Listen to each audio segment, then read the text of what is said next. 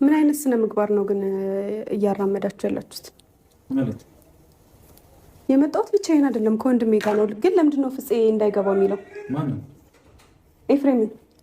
ምን ልክ እኮ ነው ታዲያ። ምን ይሰራል? ምን አይነት ስነ ምግባር ነው? ምን ይሰራል እዚህ ቤት? ምን ማለት ነው? መብቱ እኮ ነው። የእህቱ ቤት ነው አይደል? መብቱ ነው። ኦኬ፣ የአንቺ ቤት መሆኑን ነው ትዝ ያለሽ?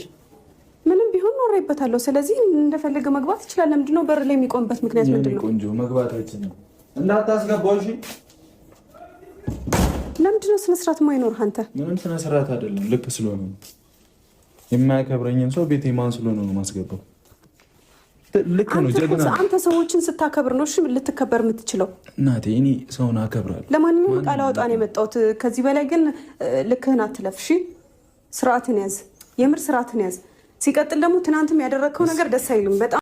ሰላም ቤተሰብ እንዴት ናችሁ? ደህና ናችሁ? ሰላም ናችሁ? አላችሁ? አለን። መግቢያው ላይ እንደሰማችሁ እንዳዳመጣችሁ እንግዲህ ሀይሚ በጣም ቅር ብሏታል ማለት ነው። ቤተሰቦቼ ለምንድን ነው የማይገቡ? ለምንድን ነውስ በር የሚዘጋባቸው? በማለት መልስ ሰጥታለች። ሲቀጥልም ደግሞ ሰው ስታከብር ነው ራስህ የምትከበረው ብላለች ማለት ነው።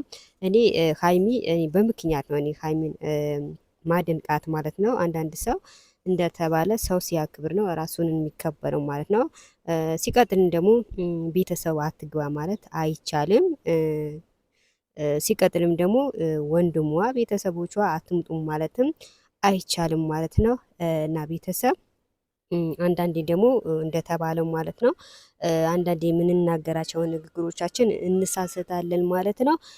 መቼም ያው ሀይሚና ብሩኬ ይሄን ያጣላቸዋል ብለን በጭራሽ አናስብም ማለት ነው። መቼም ሀይሚና ብሩኬ አይጣሉም፣ ጉዞ ወደፊት ናቸው እንጂ ወደ ኋላ የለም ማለት ነው።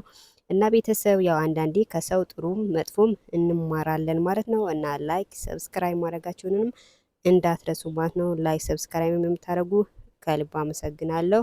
ለማንኛውም ቻው ቻው።